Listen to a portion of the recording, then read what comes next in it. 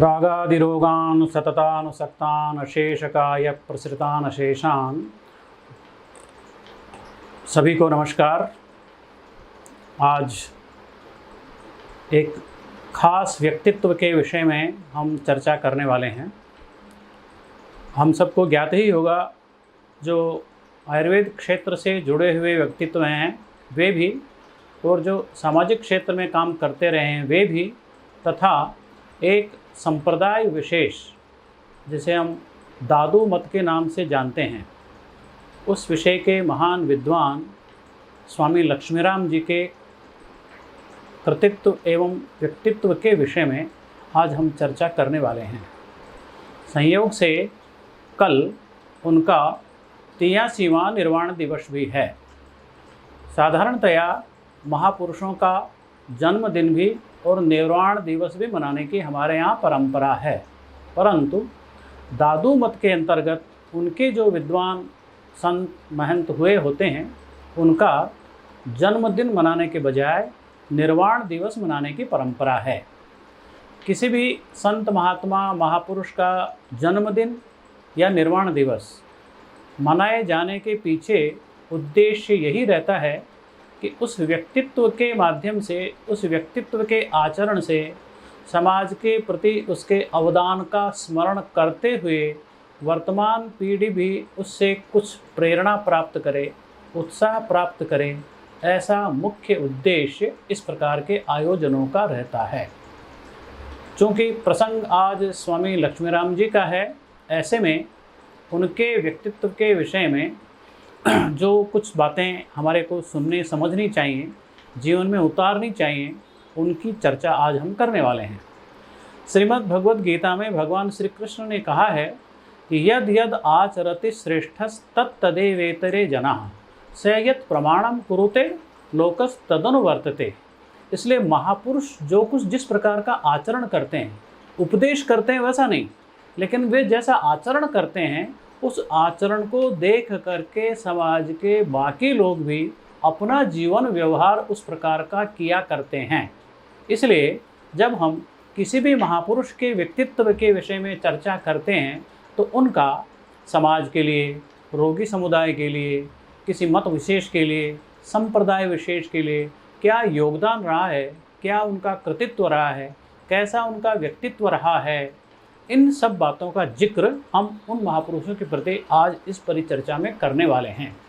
वैसे तो ये जो राजस्थान की धरती है, संत महंत महात्माओं की धरती रही है। अनेक संत महापुरुष इस जयपुर की धरा पर भी प्रकट हुए हैं, जिन्होंने समाज जीवन के विविध क्षेत्रों में अनेक प्रकार के प्रतिमान स्थापित किए हैं। उन सब का स्मरण समय समय पर हम करते ही रहते हैं। लेकिन स्वामी लक्ष्मीराम जी का व्यक्तित्व है, वो चिकित्सक के नाते तो जगत में उनकी ख्याति रही ही रही, परंतु एक समाज सुधारक के नाते, समाज को संस्कार देने वाले के नाते इस महापुरुष का स्मरण अग्रगण्य हो जाता है। क्योंकि कल प्रासंगिक भी है, उनकी 83वीं निर्वाण तिथि भी है। इस अवसर पर जब हम उनकी व्यक्तित्व का विचार करते हैं तो ये ध्यान में आता है, एक सामान्य से एक नैष्ठिक ब्राह्मण कुल में जन्म लेकर के सद्गुरु की शरण में आने के पश्चात कैसे स्वामी लक्ष्मीराम जी का व्यक्तित्व एक अंतर्राष्ट्रीय व्यक्तित्व बन जाता है। जयपुर तहसील के पास में ही एक ग्राम मांग्यावास में जन्म लेकर के बाल्यकाल से ही जब वे अपने गुरु की शरण में आते हैं, तो आने के पश्चात उनकी प्रारंभिक शिक्षा के उपरांत उनके गुरुवर, उनके गुरु जयराम दास जी महाराज और उनके भी गुरु जो स्वामी कृष्णराम जी भट्ट थे, उन्होंने ये माना कि ये मेरा प्रपौत्र यानी प्रशिष्य, ये प्रशिष्य आगे जाकर के आयुर्वेद के क्षेत्र में बहुत उन्नति करे। ऐसी प्रारंभिक पीठिका का निर्माण उनके गुरु ने किया। और तत्कालीन दरबार की जो महाराज आचार्य संस्कृत महाविद्यालय हुआ करता था, अभी भी संस्कृत महाविद्यालय के नाते तो वह चल ही रहा है, उसी संस्कृत महाविद्यालय में, महाराज संस्कृत महाविद्यालय में आयुर्वेद का एक पृथक से विभाग था। उस आयुर्वेद में, उस पृथक से विभाग में ही आयुर्वेद की औपचारिक प्रारंभिक शिक्षा हुआ करती थी। और स्वामी लक्ष्मीराम जी उस पीठ के, उस संस्कृत महाविद्यालय के आयुर्वेद विभाग के पहले स्नातक हुए और यह सौभाग्य भी उनको ही जाता है कि पहले स्नातक होने के उपरांत बाद में उसी विभाग के वो अध्यक्ष भी बने और आयुर्वेदिक शिक्षा दीक्षा के लिए एक प्रारंभिक काम उन्होंने जो किया वो आज भी अंगुली गणनीय श्रेष्ठ कामों में से एक है। जब महाराज संस्कृत कॉलेज में अध्ययन अध्यापन करा रहे थे उसी दौरान अनेक उद्भट शिष्य, जब हम देखें जियोग्राफिकली तो उस समय के भारतवर्ष के पूरे क्षेत्र का व्याप लिए हुए, यानी यूँ कहें कि उधर पश्चिम में हम देखें तो बंगाल तक, उत्तर में जम्मू कश्मीर तक, दक्षिण तक और सुदूरवर्ती क्षेत्रों के अनेक शिष्य प्रशिष्य स्वामी लक्ष्मीराम जी के शिष्यत्व के रूप में जयपुर में आकर के उन्होंने आयुर्वेद की शिक्षा प्राप्त की।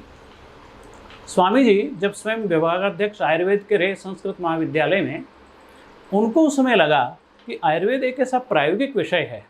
और इस प्रायोगिक विषय का अध्ययन अध्यापन केवल सैद्धांतिक कराने से संभव नहीं हो सकता है, क्योंकि संस्कृत महाविद्यालय में रोगियों को निरीक्षण की, परीक्षण की, चिकित्सा करने की कोई अस्पताल की व्यवस्था, औषधालय की व्यवस्था नहीं होने के कारण जो एक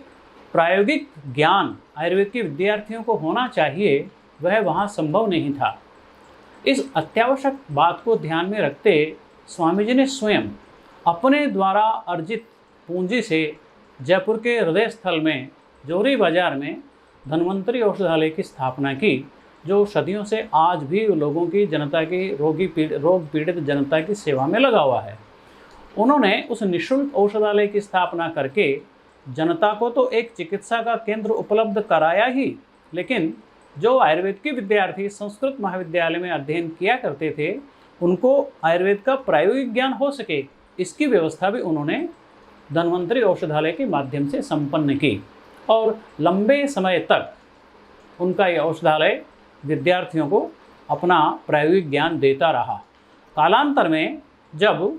संस्कृत महाविद्यालय से पृथक होकर आयुर्वेद महाविद्यालय अपने निजी भवन जैसे माधव विलास के नाम से जाना जाता है, वहाँ जब स्थानांतरित हुआ तब वहाँ चिकित्सालय की पृथक व्यवस्था हुई, परंतु तब तक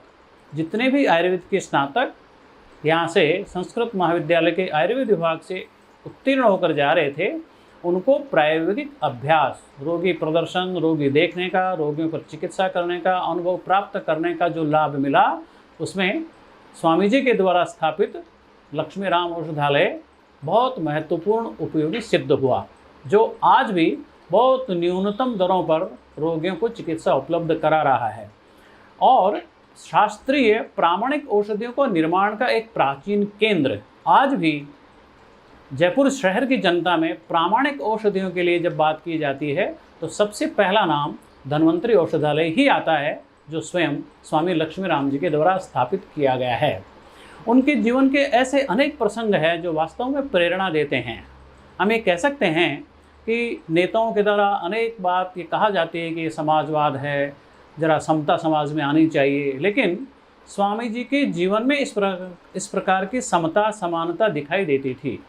एक ही रोग के दो भिन्न भिन्न रोगियों की आर्थिक स्थिति को देख करके उनके लिए औषध की व्यवस्था करना, ये स्वामी जी की चिकित्सा का वैशिष्ट्य था। एक ही रोग को लेकर अगर कोई जौहरी वित्तपति समृद्ध व्यक्ति आता है उसके लिए वही दवा अच्छे दामों पर उपलब्ध कराते थे, लेकिन कोई दीनहीन गरीब निर्धन व्यक्ति उसी बीमारी को लेकर उनके पास आता था, वही औषध उनको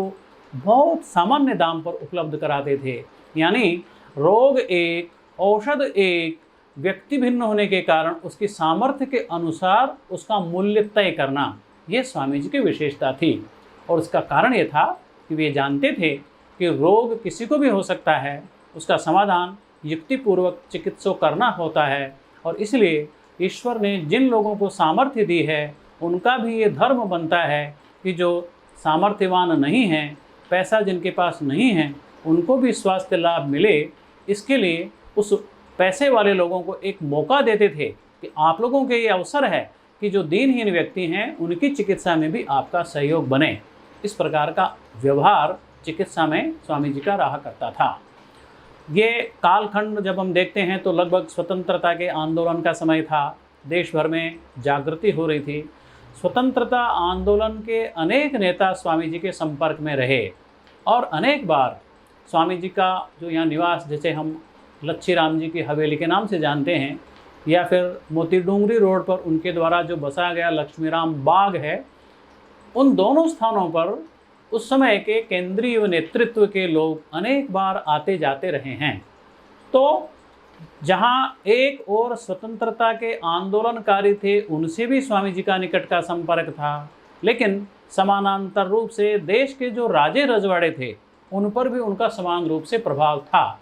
जयपुर दरबार पर उनकी इतनी ख्याति थी, उनका इतना मान सम्मान करते थे कि दरबार के संपर्क में आए हुए अनेक सामंत, अनेक राजा उनकी चिकित्सा में रहते थे। मैसूर दरबार की चिकित्सा करने का उदाहरण तो हम सबको ध्यान में आता ही है। स्वयं अनेक महीनों तक मैसूर दरबार जयपुर में रह करके स्वामी जी की चिकित्सा लेकर के वो अपना स्वास्थ्य लाभ प्राप्त कर चुके हैं। तो ऐसे एक नहीं अनेक उदाहरण स्वामी जी के जीवन के हमें ध्यान में आते हैं। जिस प्रकार चिकित्सा का उनका कौशल था, उसी प्रकार आयुर्वेदीय संगठन में भी उनकी बड़ी भूमिका रहती थी। स्वतंत्रता आंदोलन के समानांतर देश भर के आयुर्वेद चिकित्सकों का एक संगठन, जिसे अखिल भारतीय आयुर्वेद महासम्मेलन के नाम से जाना जाता है, कलकत्ता अधिवेशन में स्वामी जी के द्वारा दिया गया भाषण एक ऐतिहासिक दस्तावेज कह सकते हैं। उन्होंने आयुर्वेद की पूर्ववर्ती स्थिति, तात्कालिक स्थिति और भविष्य की संभावनाओं और चुनौतियों को समेटे हुए ऐसा गागर में सागर समेटे हुए ऐसा व्याख्यान कलकत्ता अधिवेशन में स्वामी जी के द्वारा दिया गया। इससे इनकी ख्याति, इनकी प्रसिद्धि देश विदेश में और फैली। ये वही समय था जिस समय उत्तर प्रदेश की वाराणसी में महामना मदन मोहन मालवीय जी ने बनारस हिंदू विश्वविद्यालय की स्थापना की और महामना ने देश भर में घूम घूम कर अलग अलग विषयों के जितने विद्वान महानुभाव थे उन सबको चुन चुन कर ला करके बनारस हिंदू विश्वविद्यालय में स्थापित किया। अनेक ऊंचे पदों पर उनको सुशोभित किया। उसी अवसर पर महामना मालवीय जी ने एक अनुरोध पत्र स्वामी लक्ष्मीराम जी के पास भी भेजा कि आप यहाँ बनारस पधारिए और आयुर्वेद बनारस हिंदू विश्वविद्यालय के जो आयुर्वेद विभाग है उसका अध्यक्ष पद आप स्वीकार करें और देश भर के आने वाले विद्यार्थियों को आयुर्वेद का ज्ञान कराएं। लेकिन स्वामी लक्ष्मीराम जी ने बड़ी ही विनम्रता के साथ उन्होंने कहा कि मैं जयपुर की धरती का मेरे ऊपर ऋण है और मैं अपनी धरती से ऋण नहीं हो सकता, इसलिए यहाँ के रोगियों की चिकित्सा का कार्य छोड़कर मैं जयपुर छोड़कर अन्यत्र नहीं आऊँगा। उनकी इस विनम्रता के पत्र को पा करके महामना को एक बार तकलीफ तो ज़रूर हुई, लेकिन फिर भी उन्होंने कहा कि स्वामी जी, आपके क्षेत्र के प्रति, आपके नगर के प्रति, आपके नगर के लोगों के प्रति आपका जो स्नेह है, आपकी जो प्रतिबद्धता है वह प्रशंसनीय है। कोई बात नहीं, जब जब भी आपके मार्गदर्शन की हमें आवश्यकता रहे, आपका मार्गदर्शन हमको प्राप्त होता रहेगा। इसी तरह चिकित्सा के क्षेत्र में, शिक्षा के क्षेत्र में स्वामी जी का अतुलनीय योगदान रहा है। जैसे मैंने निवेदन किया कि संस्कृत महाविद्यालय का जो विभाग था वह उत्तरोत्तर समृद्ध होता रहा और आज जो राष्ट्रीय आयुर्वेद संस्थान मानद विश्वविद्यालय भारत सरकार की ओर से जयपुर में स्थापित है, वस्तुतः इसका बीज उसी संस्कृत महाविद्यालय में आयुर्वेद विभाग के रूप में रहा है। इसका बहुत बड़ा श्रेय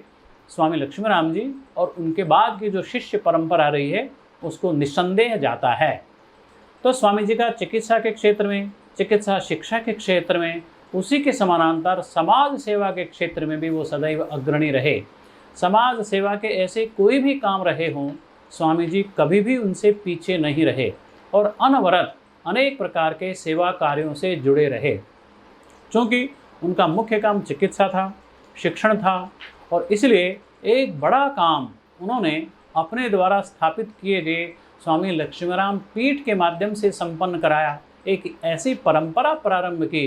कि आयुर्वेद का ऐसा लुप्त साहित्य जो देश भर में उस समय कहीं उपलब्ध नहीं होता था, लेकिन बहुत समृद्ध साहित्य था, ऐसे साहित्य को प्रकाशित करके समाज के सामने लाना, आयुर्वेद के लोगों को उपलब्ध कराना, ऐसा दुरूह कार्य भी स्वामी जी के निर्देशन में उनके पीठ के द्वारा प्रारंभ किया गया। वो आज अतुलनीय है। चरकोपस्कार, चरक संहिता की टीका का प्रकाशन इन्हीं के पीठ के द्वारा कालांतर में प्रकाशित हुआ। सिद्ध भेषज मणिमाला जो इनके गुरुवर के द्वारा लिखी गई थी, उसका प्रकाशन करा जाना है। ऐसे अनेक प्रकाशन स्वामी जी के निर्देश में या इनकी परंपरा में कालांतर में प्रकाशित होते रहे, जो आज देश भर के आयुर्वेद चिकित्सकों के लिए आकर ग्रंथ के रूप में, मार्गदर्शक ग्रंथ के रूप में आज भी वो उपयोगी सिद्ध होते हैं। तो जिस प्रकार एक आयुर्वेद चिकित्सक के नाते, एक आयुर्वेदी आचार्य के नाते, एक गुरु के नाते, एक आयुर्वेदीय संगठनकर्ता के नाते स्वामी जी की भूमिका रही है, उसी के समानांतर स्वामी जी जो दादू मत संप्रदाय है, दादू पंथ है, उसके भी आप पीठाध्यक्ष रहते हुए समाज में संस्कारों को प्रेरित करना, ऐसा काम स्वामी जी के द्वारा किया जाता रहा है। आपा मेटे हरि भजे, तनमन तजे विकार, निर्वैरी सब जीवसों, दादू यह मतसार। दादू वाणी के इस सूत्र को स्वयं उन्होंने अपने जीवन में उतारा। अपने संपर्क में आए हुए अनेक लोगों को इस प्रकार का आचरण व्यवहार करने के लिए वो प्रेरित करते रहे, और इस कारण से दादू संप्रदाय के जितने भी मठ स्थापित थे वो एक तरह से समाज में संस्कार केंद्र के रूप में स्थापित हुए। उन मठों की व्यवस्थाओं को नियमित करने के लिए, मठों के माध्यम से समाज में प्रेरणा जागृति जगाने के लिए, मठों को आत्मनिर्भर बनाने के लिए, शारीरिक रूप से भी सुदृढ़ और सबल बनाने के लिए स्वामी जी की प्रेरणा उन मठों तक, उन जो स्थानक हुए हैं दादू पंथ के, उन सब तक स्वामी जी की प्रेरणा एक अजस्र मार्गदर्शन का स्रोत बनी रही है। इसलिए चाहे समाज सेवा का क्षेत्र रहा हो, चाहे अर्थोपार्जन करना हो, चाहे चिकित्सा के माध्यम से रोगियों को लाभ देना हो, चाहे सत्संस्कार दे करके समाज को एक सही मार्ग पर चलाना हो, इस प्रकार की त्रिवेणी का संचालन करते हुए स्वामी लक्ष्मीराम जी ने अपने जीवन काल में तो ये सब काम किया ही किया, लेकिन इसके बाद उन्होंने अपनी परंपरा भी इस प्रकार जिम्मेदार लोगों के कंधों पर डाली, जो उनके द्वारा चलाई गई इस अजस्र धारा को अनवरत समाज में चलाते रहें। ऐसी एक निरंतर धारा आज भी जयपुर में देखने को मिलती है। जब हम इनके शिष्यों का विचार करते हैं तो देश भर में आज भी इनके द्वारा स्थापित की गई चिकित्सा परंपरा देश भर में जयपुर स्कूल ऑफ आयुर्वेद, जयपुर की चिकित्सा परंपरा इस नाते जानी जाती है। और देश भर के अनेक विद्वान, अनेक आयुर्वेद चिकित्सक इस विधा में पारंगत होने के लिए समय समय पर यहाँ आते रहे हैं। और इसका और व्याप रूप तब मिला जब संस्कृत महाविद्यालय का वह आयुर्वेद